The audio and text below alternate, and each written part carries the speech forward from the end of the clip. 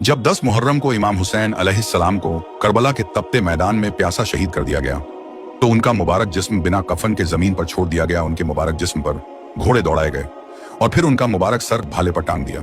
Yazidi फौज के लिए यह फतह का ऐलान था, लेकिन असल में यह इंसानियत की सबसे बड़ी हार थी।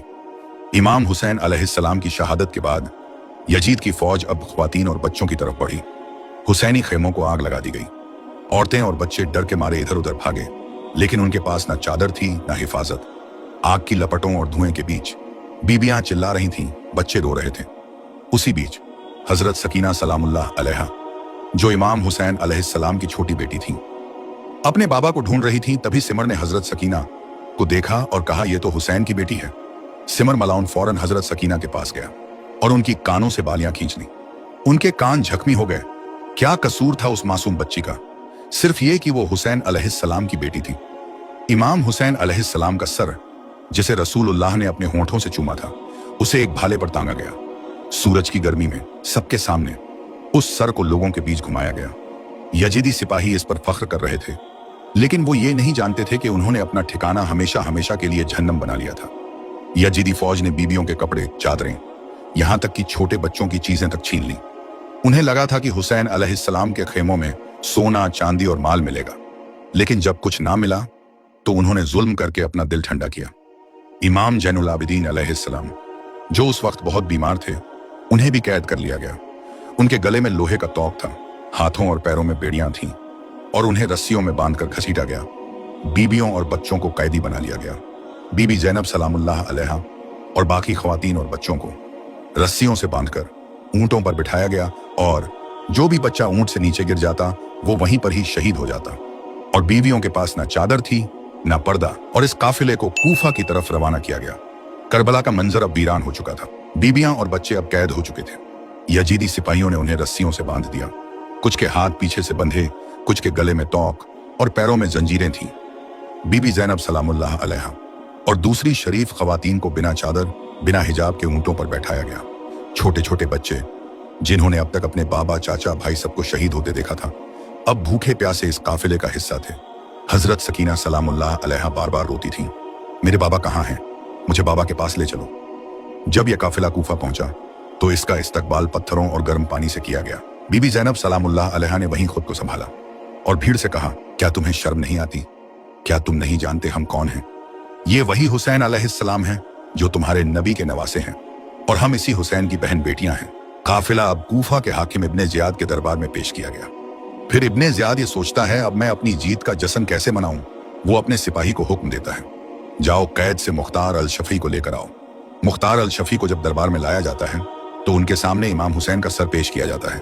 तो हजरत मुख्तार कहते हैं, ये इब्ने ज़ियाद, ये सर किसका है? वो हंस हंस के कहता है, ये तेरे इमाम हुसैन का सर है।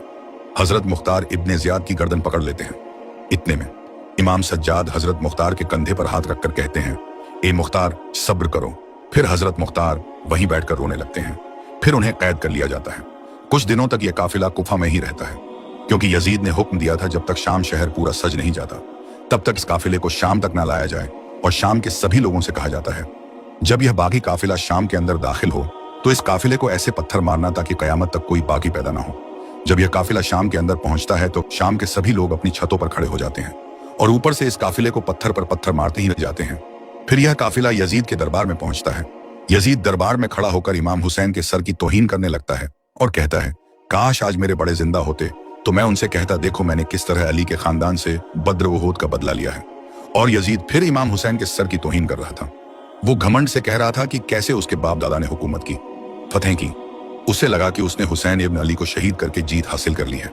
इसी बीच मैं इमाम सज्जाद इब्न हुसैन जंजीरों में जकड़े, बीमार और कमजोर खड़े हुए यजीद से कहा, ए यजीद, मुझे भी मौका दे ताकि मैं भी बता सकूं कि मैं किसका बेटा किसका पोता हूं। दरबार के कुछ लोग इमाम सज्जाद का मजाक उड़ाने लगे और कहने लगे, ये बीमार कैदी आखिरकार क्या कहेगा? ए यजीद, बोलने दो, ये बीमार क्या ही बोल लेगा। फिर इमाम सज्जाद को मींबर पर आने की इजाजत दी गई। इमाम सज्जाद मींबर पर आए और फरमाने लगे, सब तारीफ उस अल्लाह के लिए है जिसके हाथ में पूरी कायनात का निजाम है, और सलाम उस मोहम्मद मुस्तफ़ा पर जिनकी वजह से हम सबको हिदायत मिली और जिनके दीन की खातिर हमारे घराने ने अपनी जान तक कुर्बान कर दी। मैं काबे का बेटा हूँ।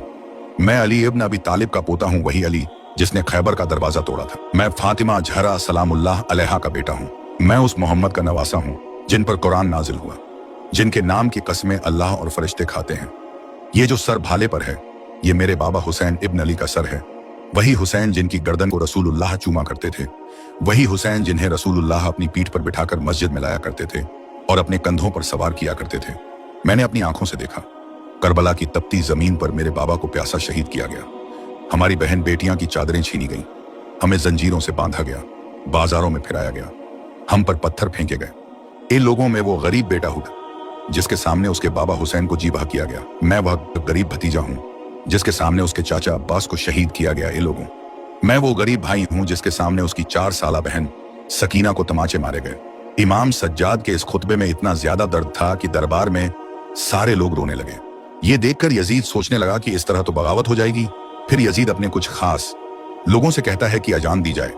फिर मुल्क शाम में अजान की आवाज गूंजती है और जैसे ही जान देने वाला यह लफ्ज पढ़ता है, अशहदु अन्ना मोहम्मद रसूलुल्लाह, तो इमाम सज्जाद फरमाते हैं, हाँ मैं भी गवाही देता हूं, मैं उसी मोहम्मद का बेटा हूं जिनकी ये बेटियां आज कैद होकर यहां खड़ी हैं, और ये वही हुसैन हैं जिनकी रगों में रसूलुल्लाह का खून है।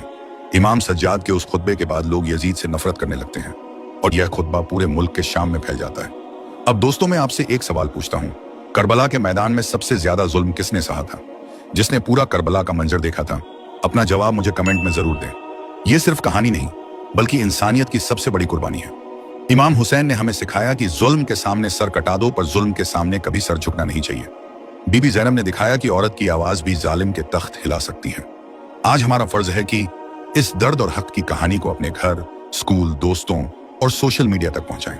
मजलिस, वीडियोस, रील्स, पोस्ट या महफिल में इसे बताएं। करबला सिर्फ 1400 साल पुराना वाकया नहीं बल्कि आज भी जालिम के खिलाफ खड़े होने का नाम है। इसे सिर्फ मत सुनो, आगे पहुंचाओ। अपने बच्चों को हुसैन का पैगाम सिखाओ। मजलिस में, वीडियो में, महफिल में, सोशल मीडिया पर शेयर करो, ताकि हर जमाने में हुसैनियत जिंदा रहे और जुल्म के तख्त हिलते रहें। करबला का पैगाम यही है, जुल्म के सामने सर झुका दो तो इंसानियत मर जाती है, जुल्म के खिलाफ खड़े हो जाओ तो हुसैनियत जिंदा रहती है। आप सभी कमेंट में लिखे हुसैनियत जिंदाबाद।